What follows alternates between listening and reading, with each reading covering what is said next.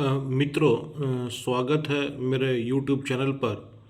आज हम जानेंगे कि कौन से वो लक्षण हैं जिसके द्वारा आप पता लगा सकते हैं कि वो व्यक्ति मृत्यु हो जाएगा। ऐसे ये हनुमान ज्योतिष के किताब में लिखा हुआ है कि ऐसे कौन से लक्षण हैं, कैसे आपको पता चलेगा कि ये व्यक्ति की मृत्यु बहुत जल्द हो जाएगी। ये हनुमान ज्योतिष के किताब में लिखा हुआ है। देखिए, जिन लक्षणों के प्रकट होने से मृत्यु अवश्य हो, वैसे लक्षण दिखाई देने पर उन्हें अरिष्ट और रिष्ट भी कहते हैं। जिस प्रकार वृक्ष में पुष्प आने से फल लगने की, धुआं आने से आग लगने की और बादल आने से वर्षा होने की संभावना रहती है, उसी प्रकार अरिष्ट लक्षण होने से मृत्यु की संभावना होती है। ऋषियों का मत है कि पैदा होने वाले फल के पुष्प आता है, अग्नि होने से धुआं उठता है और वृष्टि होने से बादलों का उदय होता है, और मृत्यु होने पर पहले अरिष्ट चिन्ह नजर आते हैं। तो आज हम लोग जानेंगे कि कौन से वो लक्षण हैं जिसके द्वारा आप पता कर सकते हैं कि वो व्यक्ति की मृत्यु हो जाएगी। तो मित्रों, स्वागत है मेरे YouTube चैनल पर। और अगर मैंने बहुत सारा वीडियो बनाया है जो चक्र के माध्यम से आप बहुत कुछ जान सकते हैं, बिना पैसे खर्च किए हुए चक्र के माध्यम से आप जान सकते हैं कि आप धनवान बनेंगे कि नहीं, आप विद्या प्राप्त कर सकते हैं कि नहीं, आप नौकरी में उन्नति कर सकते हैं कि नहीं। ऐसे मैंने 18 चक्र पिछले वीडियो में बनाया है। मैं उसे एस्ट्रोलॉजी ज्ञान में डाल दूंगा। अच्छा मित्रों, मेरे कुछ छोटे मतने नन्हे बच्चे थे, उन्होंने आप 1-2-3 वीडियो मोबाइल के ऊपर डाला है, आप उनको भी देखिए। बच्चों ने बहुत जिद किया कि आप गुरुजी इसको भी वीडियो को डाल दे, तो मैंने वो वीडियो को डाल दिया है। मित्रों, वो आप ज़रूर देखें। मैंने एक वीडियो मोबाइल का ऊपर डाला है, 2-3 वीडियो हैं।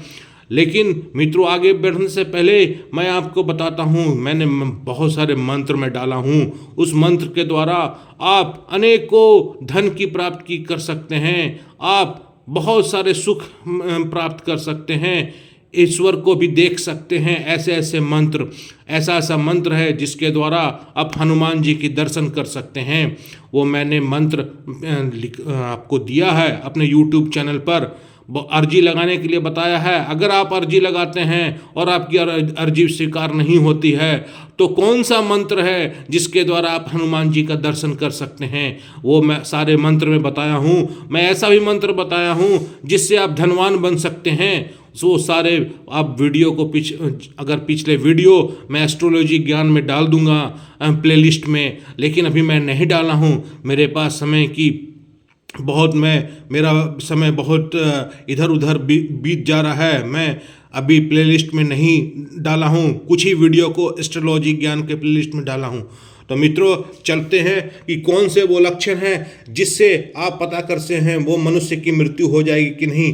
अरिष्ट होने से मृत्यु अवश्य होती है, वो मौत नहीं जिसमें पहले अरिष्ट के लक्षण न हो, और वह अरिष्ट नहीं जिसके होने से मरण न हो।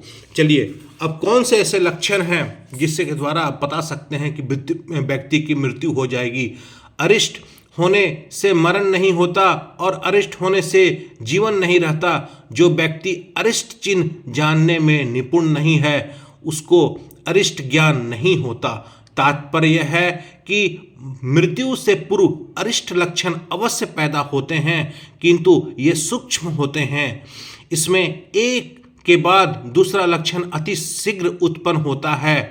जिन लोगों को इन्हें पहचानने का ज्ञान नहीं है, उसको समझ में या नहीं आता, किंतु जिसको इसका ज्ञान है, वे आग और धुएं के समान अरिष्ट तथा मृत्यु का संबंध भी जानते हैं। विद्वानों का मत है कि जिस प्रकार समय आने पर ग्रह पीड़ा फल देती है, उसी प्रकार अरिष्ट होने पर मृत्यु होती है। देखिए अरिष्ट के लक्षण। मनुष्य कर्म द्वारा सुख भोगता है और कर्म द्वारा दुख भोगता है। कर्मों से ही वह अच्छे बुरे जन्म ग्रहण करता है, कर्म द्वारा शरीर धारण करता है और कर्म वश होकर मृत्यु को प्राप्त होता है। यही ब्रह्मा का विधान है। जो व्यक्ति संसार में आया है वह जाएगा भी अवश्य। हनुमान जी की भांति कोई मनुष्य अमर नहीं है। श्री हनुमान जी तो साक्षात शिव हैं। वह राम काल में भी थे और कृष्ण काल में भी, किंतु मनुष्य का एक यह लीला 100 वर्ष के इर्द गिर्द ही सीमित है, अर्थात 100 वर्ष के आसपास मनुष्य की मृत्यु हो जाती है। मनुष्य के मरणोचिन्ह कुछ अरिष्ट उल्लेखनीय हैं। अगर मनुष्य की मृत्यु जब आती है तो इस प्रकार के चिन्ह प्रदर्शन होते हैं। जो व्यक्ति स्थिर जल में अपनी छाया मस्तक विहीन देखे वह 6 महीने के अंदर मृत्यु को प्राप्त होता है। ऐसा हनुमान ज्योतिष के किताब में लिखा हुआ है। हाथों द्वारा कान को बंद कर लेने से बाहर का शब्द सुनाई नहीं पड़ता, किंतु फिर भी कानों में वायु का एक प्रकार का अस्पष्ट शब्द सुनाई देता है। यदि यह स्वाभाविक शब्द भी नहीं सुनाई पड़े तो मोटा व्यक्ति अकस्मात दुबला और व्यक्ति अचानक मोटा हो जाए तो उसका जीवन 1 माह शेष समझना चाहिए। जिस मनुष्य के दांत और अंडकोश का जोर से दबाने पर भी किसी प्रकार का पीड़ा न हो, उसे मात्र 3 महीने का मेहमान जानना चाहिए। ये फिर से देखिए, जिस मनुष्य के दांत और अंडकोश पर जोर से दबाने पर भी किसी प्रकार का पीड़ा न हो, उसे मात्र 3 महीने का मेहमान जानना चाहिए। जिस मनुष्य के हाथ की बीच वाली 3 उंगलियों तर्जनी, मध्यमा और अनामिका बिना किसी कारण के टेढ़ी हो जाए, या जिसका गला बिना किसी रोग से सूखता हो, उसका जीवन 6 महीने शेष जाना चाहिए। यदि किसी मनुष्य के किसी एक नासिका छिद्र से 3 रात श्वास वायु बहती हो तो मनुष्यों से उसकी आयु 1 वर्ष बताई है। विशेष प्रायः इस बात को सभी जानते हैं कि दोनों नासिकाओं छिद्रों से एक ही समान श्वास वायु चलती है, परंतु यह लोगों का भ्रम है। 1 घंटे तक एक नासिका छिद्र से प्रबल रूप से और दूसरे छिद्रों से बहुत ही निर्बल अथवा नहीं के समान श्वास वायु बहती हो, लेकिन जो दोनों छिद्रों के समान वायु कभी कभी बहा करती हो तो वह परम आयु नाशक और विपद आदि का पूर्वाभास होती है। जिस मनुष्य की आयु हीन है अर्थात समाप्त हो जाती है, उसे अरुंधति, ध्रुव तारा, विष्णु के 3 पद तथा चौथा मातृ मंडल दिखाई नहीं पड़ते। ये तारागण आकाश में सदैव उदय होते हैं। प्राचीन काल के लोग प्रायः इस बात से परिचित थे। दूसरी विशेष बात यह है कि इनको सब मनुष्य देह में स्थित बताया गया है। ये हनुमान ज्योतिष की किताब में लिखा हुआ है।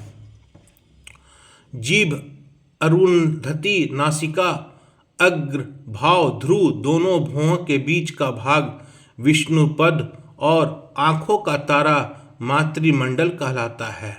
आप देखिए, जीभ, अरुंधति, नासिका का अग्रभाग, ध्रुव है ना, दोनों भुवों के बीच का भाग, आप जो दोनों भुवों है बीच का भाग विष्णु पद और आँखों का तारा मातृमंडल कहलाते हैं। आप समझ रहे हैं, जहाँ पर आप चंदन लगाते हैं उस जगह के बारे में बात हो रही है। जो मनुष्य इन सब को अपनी आँखों से बिना दर्पण आदि के नहीं देख सकता, उसकी मृत्यु समीप ही समझनी चाहिए। उपयुक्त पदार्थ में से आँख का तारा अपने नेत्रों से नहीं देखा जा सकता। इसके लिए ग्रंथकारों ने एक सहज उपाय बताया है। नेत्र बंद करके नेत्र के कोने एवं कोरों को किसी भी गली किंचित दबाएं, किसी कोने को दबाएं, उसके सम्मुख विपरीत दिशा में नेत्रों के मध्यवर्ती तारा को आकृति एक गोल ज्योति मंडल की भांति दिखाई पड़ेगी। इसे मातृमंडल कहते हैं। ऐसा करने पर सदैव दिखाई देता है, लेकिन जिसकी मृत्यु सन्निकट होती है उसे दिखाई नहीं देता। ये हनुमान ज्योतिष के किताब में लिखा हुआ है। जिस मनुष्य के मुख, शरीर और वस्त्रों से गुर्दे जैसे गंध आती है, वह चाहे योगी ही क्यों न हो, 1 महीने से ज़्यादा जीवित नहीं रह पाता। जिस मनुष्य को भरपेट भोजन करने के पश्चात भी भूख लगती है और दंत हर्ष उत्पन्न हो, उसकी आयु समाप्त ही समझनी चाहिए। जिस मनुष्य के दोनों नासिकों छिद्रों को एक साथ रात दिन श्वास वायु प्रभावित हो, उसकी आयु 3 वर्ष से पूर्ण हो जाती है। 3 वर्ष में पूर्ण हो जाती है। जिस मनुष्य के दक्षिण नासिका छिद्र से ही 2 रात दिन लगातार श्वास चलता रहे, उसका 2 वर्ष तक जीवित समझना चाहिए, अर्थात उसका जीवन मात्र 2 वर्ष शेष रह जाता है। ये सारी बातें हनुमान ज्योतिष की किताब में लिखी हुई है। देखिए, यदि किसी मनुष्य की श्वास वायु 16 दिन तक दक्षिण नासिका छिद्र से प्रभावित होती रहे तो उसकी मृत्यु 1 महीने में हो जाती है। यदि मानव के दक्षिण नासिका छिद्र पर पूरे दिन श्वास वायु बहती रहे और एक बार ही वाम नासिका से बहे तो वह 15 दिनों में ही मृत्यु मुख को चला जाता है। ऐसा ज्ञान ही काल महात्मा कहते हैं। यदि किसी मनुष्य के वाम नासिका छिद्र से पूरे दिन श्वास बहता रहे और एक बार भी दक्षिण नासिका से बहता न दिखे तो 1 महीने में ही उसकी मृत्यु हो जाती है। काल ज्ञानी महात्मा का ऐसा कथन है। यदि किसी मनुष्य की वाम नासिका से रात्रि में दक्षिण नासिका से दिन में बराबर श्वास वायु चलती रहे तो उसकी मृत्यु 6 महीने के भीतर निश्चित जाननी चाहिए। जो मनुष्य जागृत निद्रावस्था एवं स्वप्न में मलमूत्र स्वर्ण तथा चांदी की वस्तु देखता है वह 10 महीने में ही मर जाता है। जिस मनुष्य को स्त्री सत्संग में प्रवृत्ति होने के बीच में अंत में छींक आती है वह 5वें महीने में अवश्य ही धर्मराज का अतिथि होता है, अर्थात 5वें महीने में उसकी मृत्यु निश्चित जाननी चाहिए। यह हनुमान ज्योतिष के किताब में लिखा हुआ है और ऐसा नहीं कि आप इसको पढ़ें और बहुत सोच में पड़ जाएं। ये सब बातें दी हुई हैं और इसमें बहुत ज़्यादा सोचने की ज़रूरत नहीं है। मैं किताब का पढ़ रहा हूँ। जिस मनुष्य में के स्नान करते ही गाल तुरंत सूख जाए तथा जल को पीले रंग को देखे वह मात्र 10 दिन तक जीवित रहता है। हाथ में कान का बंद करके बाहर का कोई शब्द स्पष्ट सुनाई नहीं पड़ता किंतु अपने मुख से कहा हुआ शब्द स्पष्ट सुनाई देता है। यदि किसी को कान बंद करने पर अपने मुख से कहा हुआ शब्द भी नहीं सुनाई न दे और आंखों की ज्योति अकस्मात नष्ट हो जाए वह उसके बचने की आशा त्याग देनी चाहिए। यदि मनुष्य की नाक टेढ़ी हो गई हो, कान के नीचे ढल पड़े हों और नेत्रों से जल बहता हो, चाहे एक नेत्र से दोनों या दोनों से, वह शीघ्र ही मृत्यु को प्राप्त होता है। स्नान करने ही छाती और हाथ तुरंत सूख जाएं, वह मात्र 3 महीने तक ही जीवित रहता है। जो मनुष्य भाद्रपद महीने के रविवार के दिन सूर्य की निर्मल छाया न देख पाए उसकी मृत्यु 6 महीने में ही हो जाती है। जिस मनुष्य को पिघला घी, तेल, दर्पण और जल में अपना शरीर मस्तक रहित दिखाई पड़े वह 1 महीने से अधिक जीवित नहीं रहता। जिस मनुष्य का वीर्य मलमूत्र और छतु एक साथ निकलते हैं, उसका जीवन केवल एक ही वर्ष से समझना चाहिए। जिस मनुष्य का मूत्र, मल एवं वायु एक साथ चलते हों, उसकी मृत्यु 10 दिनों में निश्चित हो जाती है।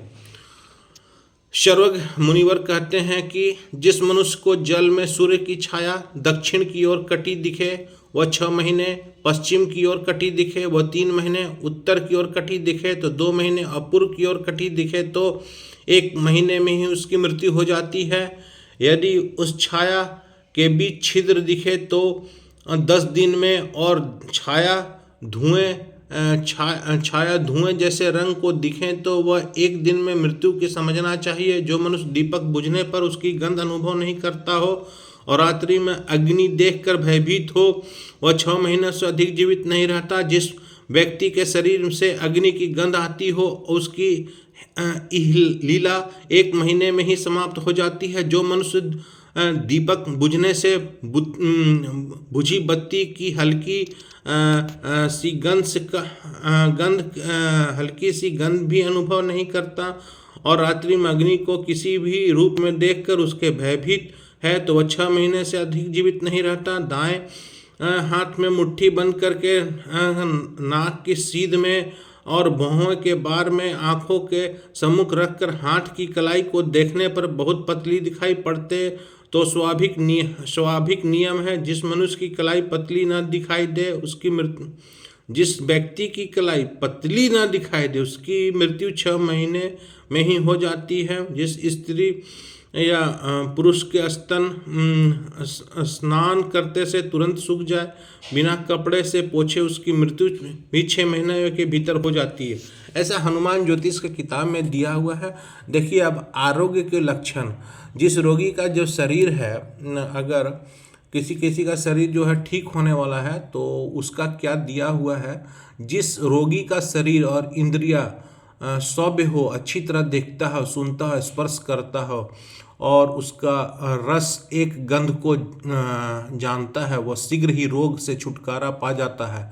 जिस रोगी को हल्का, आप सुन रहे हैं कि जो सुनता है, स्पर्श करता है और गंध को सूंघ लेता है तो वो छुटकारा पा जाता है। ये तो हम लोग सुने थे कि अगर किसी को कोरोना होता है तो वो उसको कोई गंध के बारे में वो नहीं जानता है। वो देखिए, हनुमान ज्योतिष की किताब में बहुत पहले ये सब बातें लिखी हुई है। जिस रोगी को हल्का और थोड़ा ज्वर हो, उसकी जीभ नम्र हो और हाथ पांव गर्म हो, वो शीघ्र ही रोग मुक्त हो जाता है ना। तो रोग मुक्त कौन होते हैं? जिस ज्वर रोगी को पसीने ना आते हों, उसके कंठ में कफ न घबराता हो, उसकी नाक से वायु अच्छी तरह आती जाती हो, वह बहुत जल्दी ठीक हो जाएगा। जिसको सुख से निद्रा आती हो, उसकी स्मरण शक्ति कम न हुई हो, जिसकी चेष्टा और वर्ण न बिगड़े हों, वह रोगी जल्दी आराम हो जाता है। जिस रोगी के घर में वैद्य न उचित ढंग से आदर सत्कार होता है तो वह दवा से प्रेम रखता है और पथ परहेज में वैद्य की आज्ञानुसार चलता है, उसे निश्चित ही शीघ्र आरोग्य लाभ होता है। उपयुक्त सभी लक्षण आरोग्य होने वाले रोगियों के हैं। वैद्यों ऐसे रोगियों को साध्य समझना चाहिए, समझकर आयुर्वेद की रीति का उसका उपचार करें। ऐसा है कि हनुमान ज्योतिष में बताया हुआ है कि आयुर्वेद को बोल रहे हैं उपचार करने के लिए। कभी कभी विद्वान वैद्यों से भी भूल हो जाती है। जिस रोगी का मरण न हो, यदि उसके सामने भूलवश किसी बात को कह दी जाए तो वह रोगी निश्चय ही घबरा जाएगा और न मरता होगा तो भी मर जाएगा। अतः वैद्य गण अरिष्ट चिन्ह स्पष्ट देख लेने पर भी किसी से न कहें, है ना। बोलते हैं कि बताएं नहीं, कोई अगर मरने वाला व्यक्ति है तो उसे बोला नहीं जाता है ना। ऐसा नहीं कि अगर किसी को आप ये सब लक्षण देख रहे हैं तो बोलने लगे। आप जानिए ये सब। आप तो जानते हैं कि नाड़ी अगर ठीक चल रहा है तो उससे रोगी ठीक हो जाता है। ये सब कुछ बातें हैं और इसको बहुत ज़्यादा आपको सीरियसली नहीं लेना, बस सुनिए, देखिए। हाँ, यदि उन्हें रोगी के आरोग्य लाभ करने की संभावना न हो तो असाध्य समझकर त्याग दें। इस विषय में कहा गया है, बुद्धिमान वैद्य रोगी के भाई बंधुओं के पूछने पर भी मरने वाले रोगी के मरण की बात न कहें, क्योंकि मृत्यु शब्द सुनने से कष्टप्रद मालूम होता है। यदि रोगी मरने वाला हो तो उसका उपचार करने की इच्छा न करें। ऐसा हनुमान ज्योतिष किताब में लिखा हुआ है। देखिए, ये सब बातें थी। और ये हनुमान ज्योतिष के किताब में लिखा हुआ कि कौन सा आरोग्य के लक्षण क्या हैं, और आरोग्य मने कब रोगी ठीक हो जाएगा, और कुछ बातें दी हुई हैं। तो उसमें घबराना नहीं है, बस देखना है, समझना है और अपने आप को प्रणाम करना है। बातें तो बहुत सारी बातें हैं, लेकिन इसे घबराना नहीं चाहिए। ऐसा नहीं है कि किसी को आप मृत्यु पर भी विजय प्राप्त कर सकते हैं। अगर हनुमान जी का आप आराधना करें तो कोई भी रोग आप ठीक कर सकते हैं। अगर हनुमान जी को अर्जी लगाएं और मैं आप अगर किसी भी तरह से आप कष्टप्रद हैं तो आप हनुमान जी को नित्य याद करें, पंचमुखी हनुमान जी को आप याद करें। मेरा पिछला वीडियो में बहुत सारे उपाय बताए हम। हनुमान जी बड़े बड़े रोग को दूर कर देते हैं मित्रों। तो और आपके जीवन को मंगलमय कर देंगे, इसमें कोई घबराना नहीं है। मैं बहुत सारा वीडियो बताया हूँ और बहुत सारे लोगों को फ़ायदा भी हुआ है। छोटी मोटी अच्छा, आप अगर एक उपाय मैं आपको बहुत बता रहा हूँ कि अगर कोई आदमी रोगी है तो रात में ज़्यादा खाना नहीं खाएगा। सूर्य उदय होने से पहले हल्का फुल्का खा ले। सूर्य उदय नहीं, गलत मैं बोल दिया। सूर्य अस्त होने से पहले खाना खा ले, उसके बाद रात में थोड़ा बहुत कुछ हल्का फुल्का नहीं के बराबर रहे तो आदमी बहुत स्वस्थ रहता है। कम खाने से लोग स्वस्थ रहते हैं, आजकल ज़्यादा खाने से लोग बीमार पड़ रहे हैं। ठीक है, और ये सब बातें से घबराना नहीं है। कोई घबराहट नहीं है। हनुमान जी ऐसे हैं कि आपको मिनटों में आपके बीमारी को दूर कर देंगे। मैंने सारा उपाय, बहुत सारा वीडियो बनाया है, आप उसको देखें। आप कोई कष्ट है, कोई विचार है, कोई गलत भावना मन में ना आए।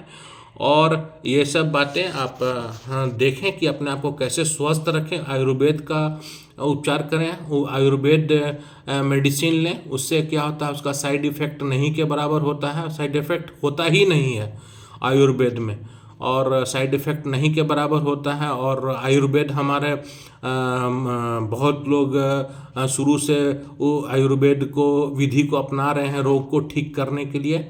आयुर्वेद में जाएं, हेमोपैथ को भी देख सकते हैं।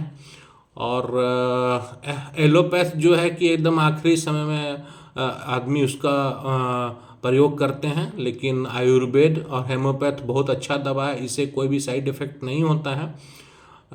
तो मित्रों, आपका जीवन मंगलमय हो। मैं आप हनुमान जी से आपके मंगलमय जीवन की प्रार्थना कर रहा हूँ। आप मेरे यूट्यूब चैनल को लाइक कीजिए, सब्सक्राइब कीजिए, और अब मेरी बातें अच्छी लगती है तो लोगों के साथ शेयर कीजिए। और आपका जीवन मंगलमय हो। जय श्री राम, जय श्री राम, जय श्री राम, जय श्री राम।